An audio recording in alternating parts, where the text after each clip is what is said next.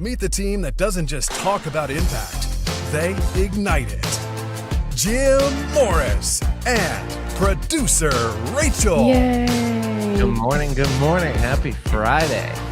Happy Friday. Oh my gosh, I feel like we need like birds chirping for that show open. We got Easter get to coming it. up. Hopefully the weather's turning and up where you're at. It's nice out here in Tennessee. So Is it pollen season though? it's coming. We don't have the green cars quite yet, but Okay. it's coming. Yeah, my family lives in Georgia, so every time I would go visit around this time, everything would be covered in green. It's crazy. And then I can't breathe because I have asthma and allergies. So I'm always like, yay.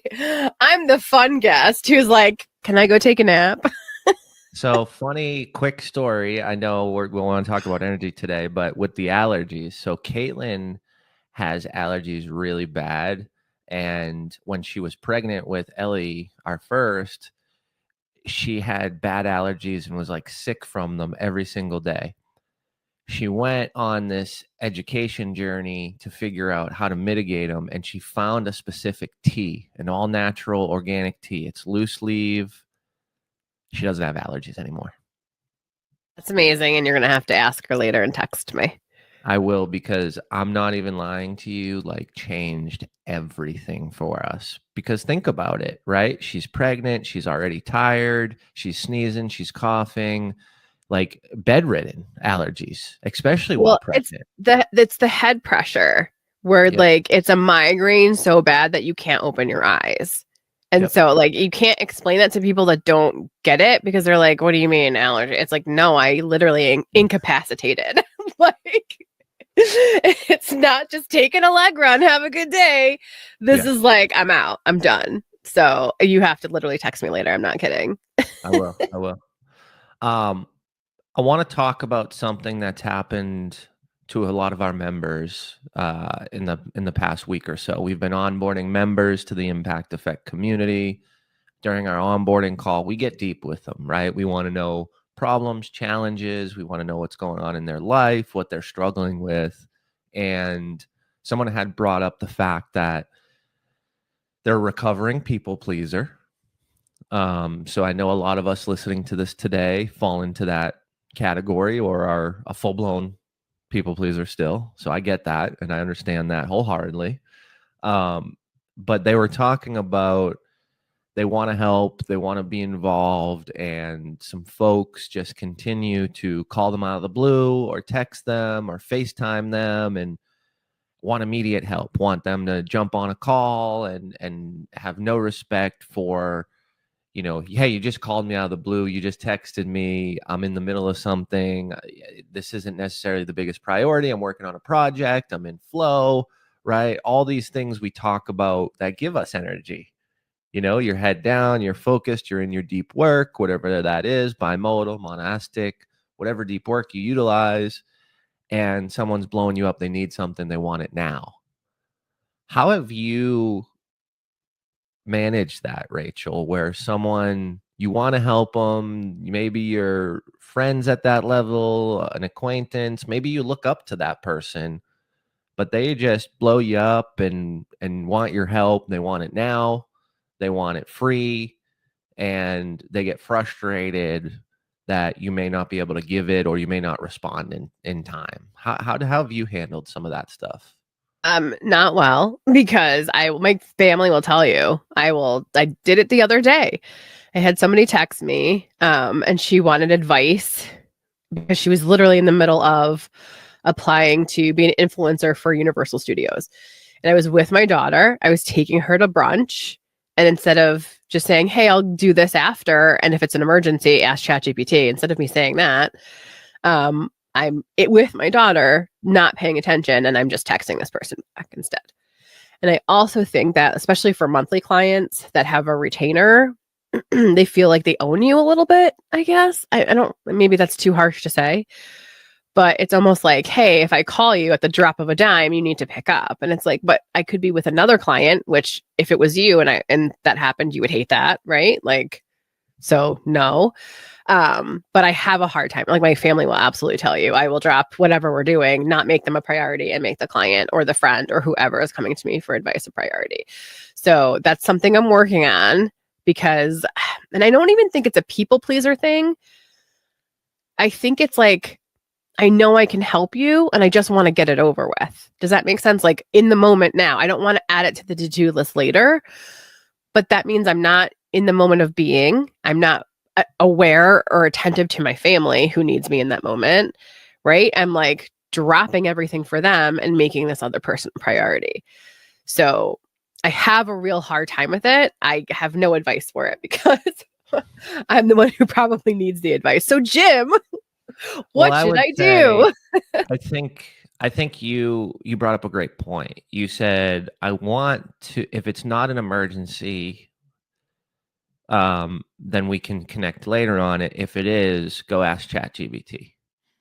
I think understanding what your role is and setting the expectation up front. So for instance, someone reached out to me the other day and they said, hey, I need this. This is happening tomorrow. We don't run a business like that. So I can't help you within 24 hours. I just like what we're doing. How do you manage that expectation then? Is that something you set up in the front end? And then even though if you set it up in the front end, you know they're still going to call you anyway. So then what do you do in that moment? And then how do you avoid that conflict of them thinking like, okay, you're not serving me in the way I thought you would? Well, I think, you have to address it. And I think that's the hard part, right? So if you set the expectation and the expectation is not met or the expectation is walked all over, you have to do it in a way where you can have the conversation with the person's best interest. And if it's a client and they're high paying and everything else is good and you want to keep them, then I would position that conversation to say, hey, we're never going to be able to give you the best effort and the best product and the best service with a 24-hour notice. We're just not that business. If you want fast and quick, great. Like there's businesses out there, but the product isn't going to be good. And I've got to protect my brand. And in my case, if it's the marketing company, my job is to protect your brand. So you hired me for quality, not quickness. And I can be quick. Oh, wait, that was so good. Say it again. You hired me for quality, not quickness. And I can be quick, but let's go back to the contract and have a conversation of what we need to change and what that will look like, right?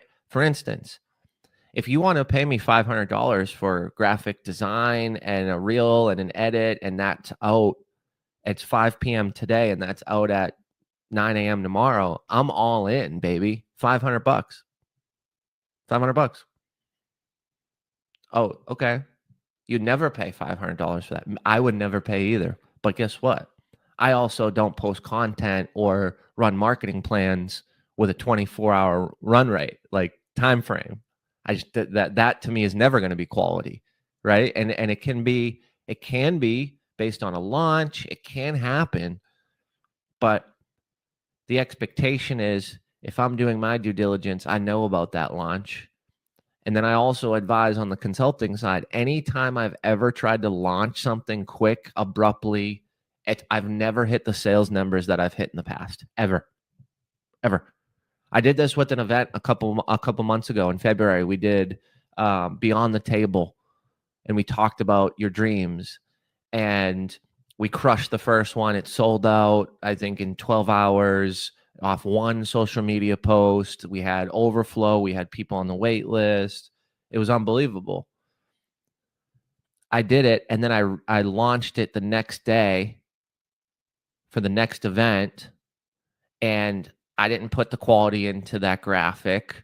I didn't put the effort into it. I didn't think about the audience. I didn't leverage some of the information I learned the night before, and it didn't sell out in 12 hours. And I was like, what's going on? And it was like, well, that was rushed. The content was rushed. The marketing plan was rushed, and the launch was rushed. Jim, you've never launched something in 24 hours. And every time you have done that with someone else. I've never launched a product myself in 24 hours. I've launched it for someone else and they didn't hit the sales that they wanted because they weren't paying for quickness, and they let go of the quality because of the time frame.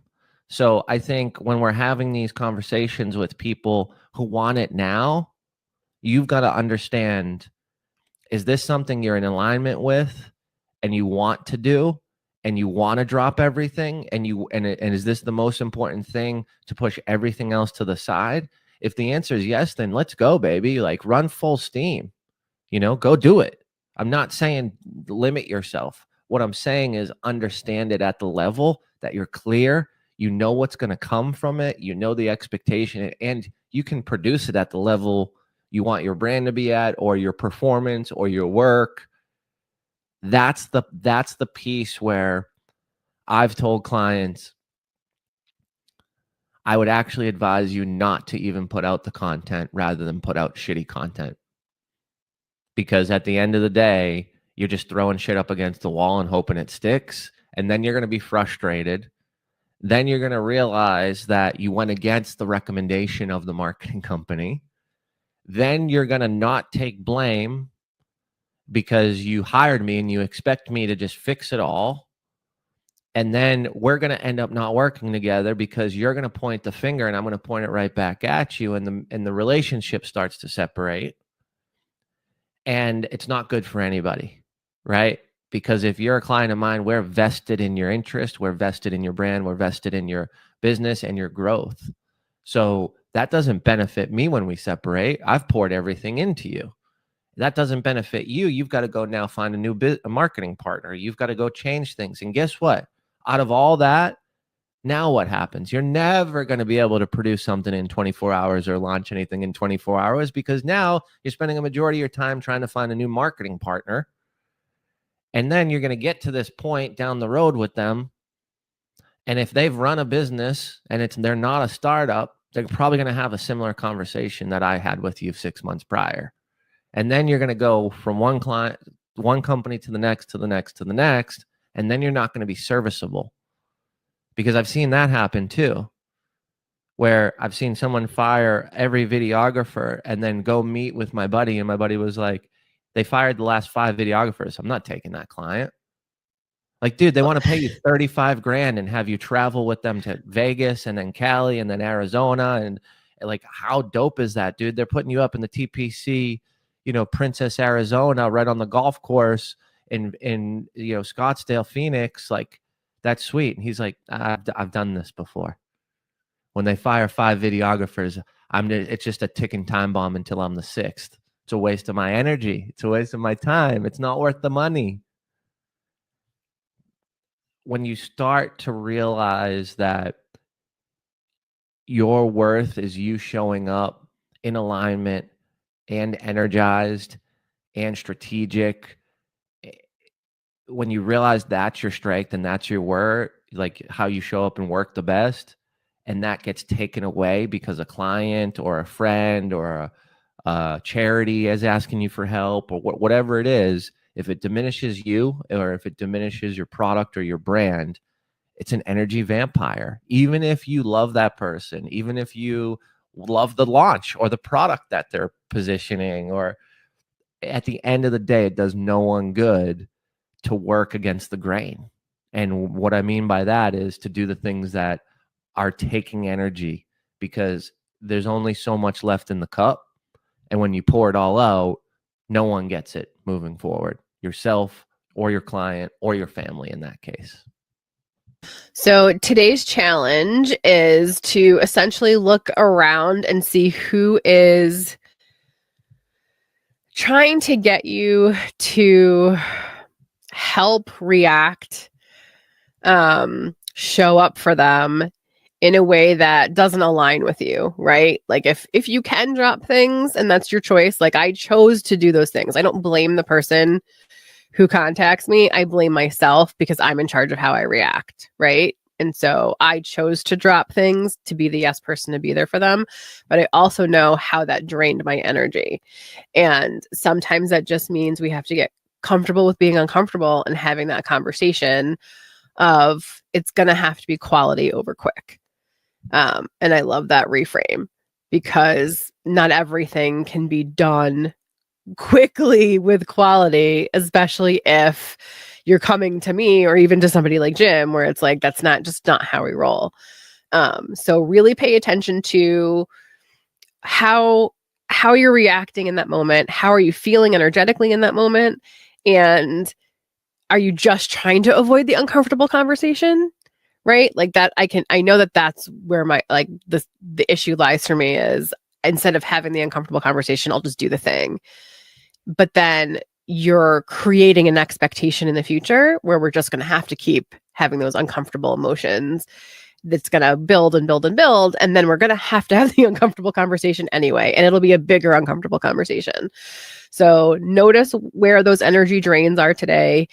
And then choose your own time, say yes to yourself, right? And like the uncomfortable conversation is going to happen anyway. May as well have it now in the front end than in the back end where it blows up. And then you possibly lose that client forever, right? And it's stealing your time, your mental time, right? Because if you're having frustrations or you're not in alignment or you feel like you're working towards an expectation you can never meet at the level you wished and want to meet it, then you're probably thinking about this after that call. You're probably thinking about it as you're doing the work. You're probably thinking about it after you complete the work. You're probably thinking about it. You send the email at 11 o'clock. You probably wake up at 5 or 6 or 7. And it's the first thing you think about. You're like, did they respond? Did they like it? Because it's not at the quality that you usually produce. So now you're starting to double think the worth of you and your product. Like you see all the things that can come negatively from not running your business at the way that you should run your business. And it's not me telling you how to do it. It's, you know it.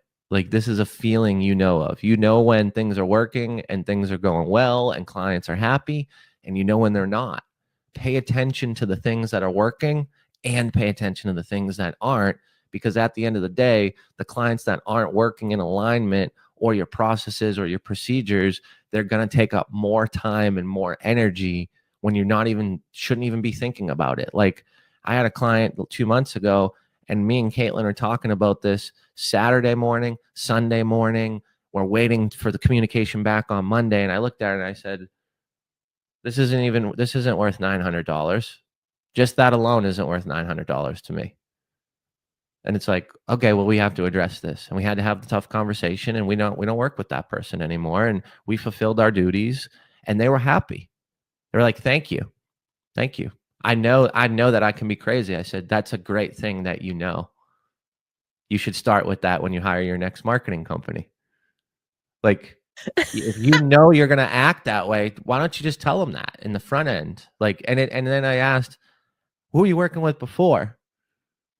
And it was the same reason why we weren't going to work out. So there's a repetition and a pattern because people can get away with it, and people conform to them, and then they're going to get the wake up call one day to go, I can't treat people like this, or I can't treat a vendor or a partner like this.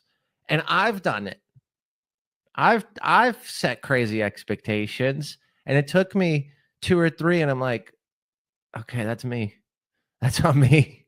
Like I'm trying to push people too fast because I don't have my shit together. Well, and it drips down, right? Like if I have team members that I know, like, hey, drop everything you're doing because this client needs a 24 turnaround, that messes everything up for them too. And it's just an unrealistic expectation. I'll share one quick story. 2019, I moved to Nashville in 2018. So I've only been in Nashville for a year. Been working for this company, corporate company. The first meeting I had on the first day, they told me the company sucks and they're pissed that they're working with us. It was the first time I met this person. I turned around, walked out of that meeting and said, when are we going to fire them? They're like, we can't fire them. What are you talking about? You're here to fix it. Okay, cool. I like a good challenge. 6 months go by. Every single manager I put there, five managers in 6 months, all worked there and said, I don't want to work there. I'm going to quit. I moved them because they were good managers. I hired them. I interviewed them. 8 months come back. We go into a meeting and I turn to him and I say, we're going to fire this client right now. And he's like, no, we're not. We need to keep him. I said, then you're going to fire me right now. And he was like, well, that's not going to happen either. And I'm like, then I'm going to fire the client. We go in, we fire the client. My managers went out on Broadway to celebrate and drink and party. I showed up. I ended up buying everybody around a beer, and I'm leaving because it was getting rowdy. But like, we didn't listen to the instinct. We didn't listen to the energy, and we ignored the team. And when I made the decision against upper management, the team threw a freaking party, dude. Like, That is so crazy. So it's like what you don't know is what you don't know, and you don't know how bad people are being hurt behind the scenes and what their opinions are. And I needed to protect my managers because we would have lost a lot of great people because of that client. So just a little story to wrap up on this lovely Friday before Easter. And just a reminder to, stay in your quality and don't be conformed to quickness if that's your jam. 100% quality over quickness. I love that. All right. Have a great weekend, everybody. We'll see you on Monday.